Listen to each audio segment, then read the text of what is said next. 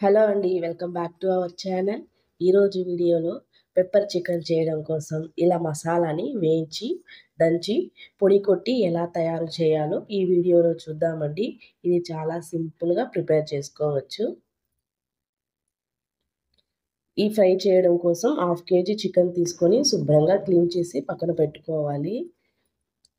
ప్యాన్‌లో 2 స్పూన్ల మిరియాలు, 1 స్పూన్ జీలకర్ర, 1 స్పూన్ సోంపు, కొన్ని గరం మసాలాలు వేసుకోవాలండి. 2 ఇంచుల దాల్చిన చెక్క, 3 లవంగం, 2 ఏలకలు, 2 మరాఠీ మొగ్గ వేసుకొని దోరగా వేయించుకోవాలి. మరి ఎక్కువ ఫ్రై కానివ్వకండి. లైట్‌గా వేయించుకొని ప్లేట్‌లో తీసి మొత్తం దంచి పొడి కొట్టి తీసుకోవాలా. ప్యాన్‌లో 3 స్పూన్ల వరకు ఆయిల్ వేసుకొని ఆయిల్ వేడయ్యాక ఇందులో బిర్యానీ ఆకు ఈ విధంగా తుంచి వేసుకోవాలి. 2 ఎండుమిర్చిని ఈ విధంగా తుంచి వేసుకోవాలి. 1 కప్ సన్నగా కట్ చేసుకున్న ఉల్లిపాయ ముక్కలు, కొద్దిగా కరివేపాకు, ఒక 3 పచ్చిమిర్చిని ఈ విధంగా చీల్చి వేసుకోవాలి. ఆనియన్ అంతా బ్రౌన్‌గా అయ్యేంత వరకు ఫ్రై చేసుకోవాలండి. కలర్ అనేది ఈ విధంగా చేంజ్ అవ్వాలా. అప్పుడే ఈ ఫ్రైకి టేస్ట్ కూడా చాలా బాగుంటుంది. ఇందులో మనం క్లీన్ చేసి పెట్టుకున్న చికెన్‌ను కూడా వేసుకొని ఆయిల్‌లోనే ఒక 5 నిమిషాలు లో ఫ్లేమ్‌లోనే ఫ్రై చేసుకోవాలండి. ఈ చికెన్ అనేది కొద్దిగా కలర్ అనేది చేంజ్ అవ్వాలా. కొంచెం వైట్ కలర్ వచ్చేంత వరకు మంచిగా ఫ్రై చేసుకోవాలి.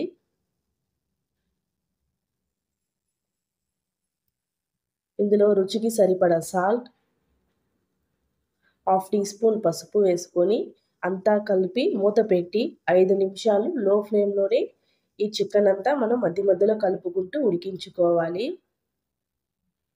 ఇలా ఆయిల్‌లో ఫ్రై చేయడం వల్ల మంచి టేస్ట్ వస్తుందండి. చూడండి వాటర్ అంతా రిలీజ్ అయింది చికెన్‌లో నుంచి. ఒకసారి అడుగు అనేది పట్టకుండా బాగా కలుపుకోవాలి.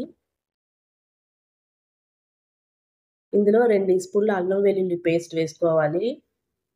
ఒకసారి అంతా కలిపి మరోసారి 5 నిమిషాల పాటు లో ఫ్లేమ్‌లోనే కుక్ చేసుకోవాలి.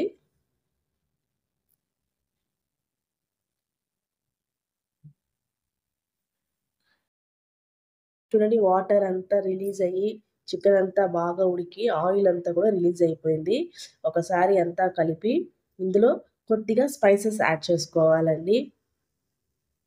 హాఫ్ టీ స్పూన్ కారం, హాఫ్ టీ స్పూన్ ధనియాల పొడి కూడా వేసుకొని బాగా కలిపి మరో 5 నిమిషాలు లో ఫ్లేమ్‌లోనే చికెన్ అంతా ఉడికించుకోవాలండి.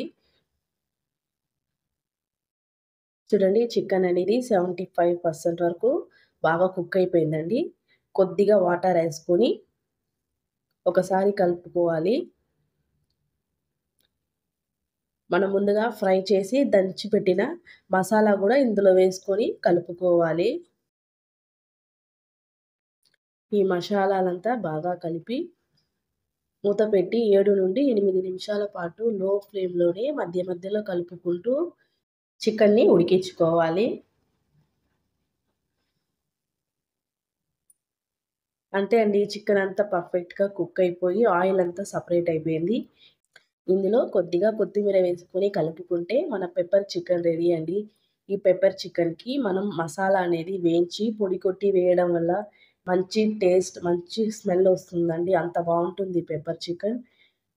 ఈ పెప్పర్ చికెన్ చపాతీస్‌లో గానీ, వేడి వేడి రైస్‌లో కలుపుకొని తింటే కూడా టేస్ట్ చాలా బాగుంటుంది. మీరు కూడా ఒక్కసారి ఈ రెసిపీ ట్రై చేసి ఎలా ఉందో నాకు కామెంట్ చేయండి.